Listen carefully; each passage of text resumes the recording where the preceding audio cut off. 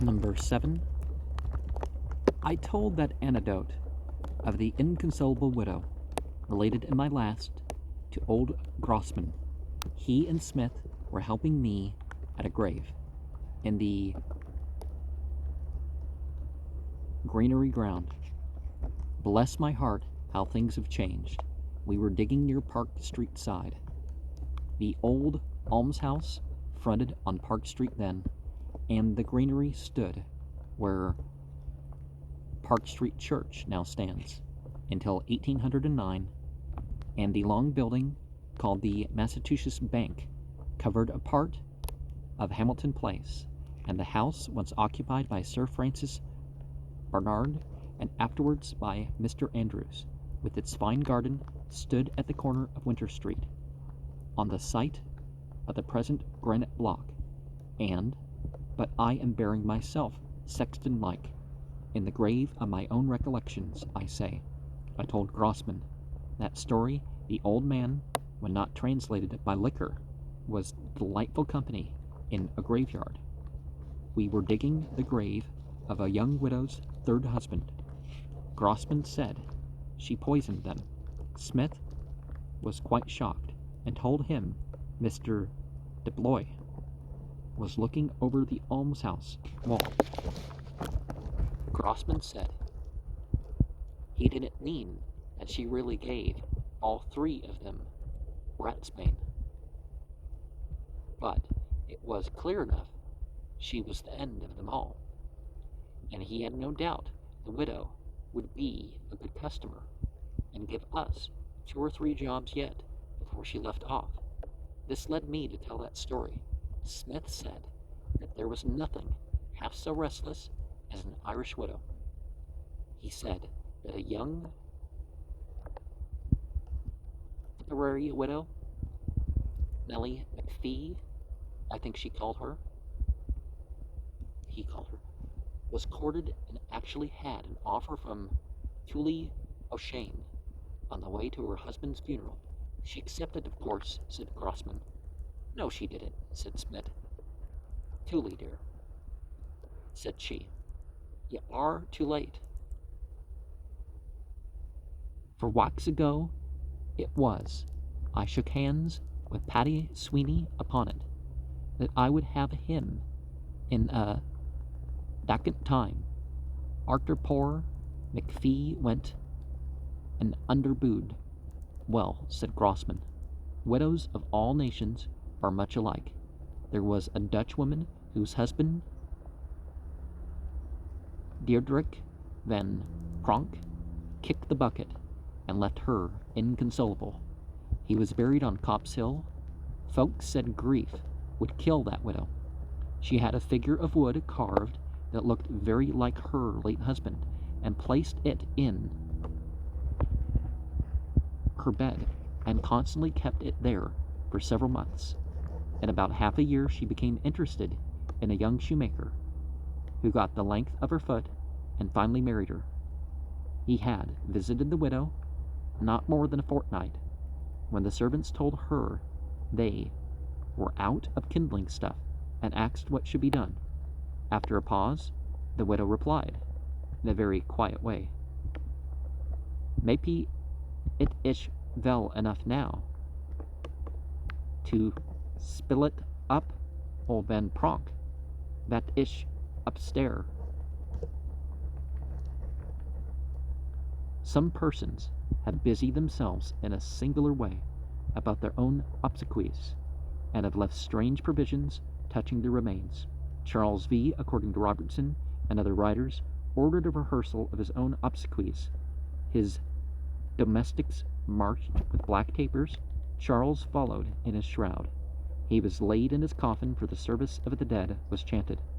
This farce was in a few days followed by the real tragedy, for the fatigue or exposure brought on a fever which terminated fatally.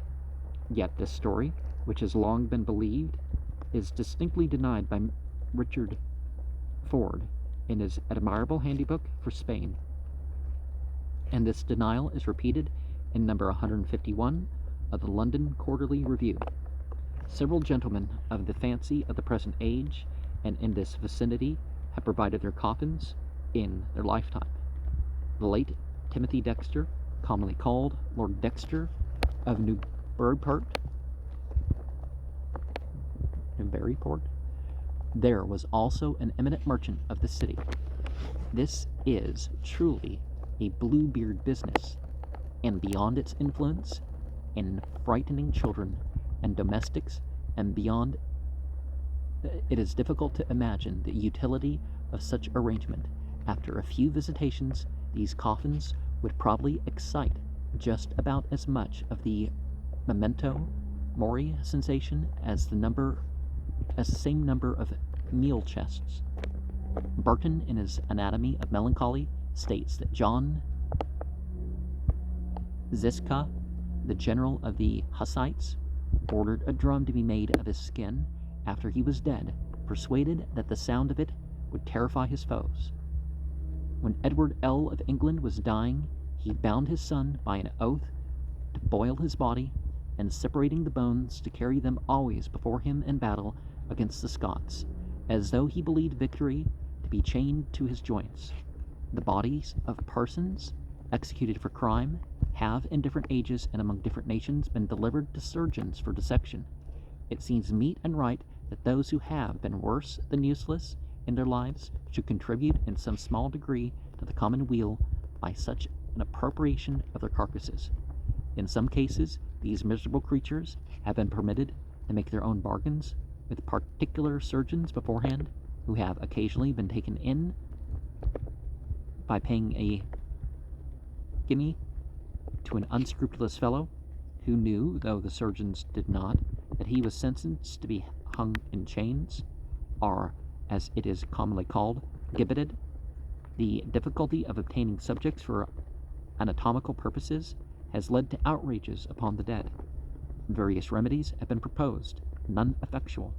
Surgical students will not be deterred by the requisite in pace, and the judges, between the demands of science and sympathy, have been in the predicament of donkeys between two bundles of straw. A poor vagabond, Nullius Filius vel Ignati, was snatched by some of these young medical dogs some years ago, and Judge Parsons, who tried the indictment with a leaning to science, imposed a fine of $5. Not many years after, a worthy judge, a reverencer of Parsons and a devotee to precedent, imposed a fine of $5 upon a young sloven, who but half completed his job and left a respectable citizen of Maine half drawn out from his grave with a rope about his neck. It seems scarcely conceivable that a pittance should tempt a man to take his fellow's life, that he might sell the body to a surgeon. In 1809, Burke was executed in Edinburgh for this species of murder. It was his trade. Victims were lured by this vampire to the chambers of death, strangled or suffocated without any visible mark of murder, and then sold to the surgeons. This trade has been attempted in London at a much later day. December 5th, 1831, a wretch named Bishop and his accomplice, Williams, were hung for the murder of an Italian boy, Carlo Ferrari, poor and friendless, whose body they sold to the surgeons. They confessed the murder of Ferrari and several others, whose bodies were disposed of in a similar manner. From a desire to promote the cause of science, individuals have now and then bequeathed their bodies to particular surgeons. These bequests have been rarely insisted upon by the legatees, and the intentions of the testator have seldom been carried out by the executors. A remarkable exception, however, occurred in the case of the celebrated Jeremy Bentham, an account of which I must defer for the present, for funerals are not the only things which may be of unreasonable length. And the rules that some religions have restricting this, well, there's always those that don't believe in those rules, and both in their will and in the living people who don't agree. you can find enough for things. The advancement of science as far as dissecting dead bodies generally has more to do with the time going by and developing in the technology rather than there being a shortage of bodies to dissect.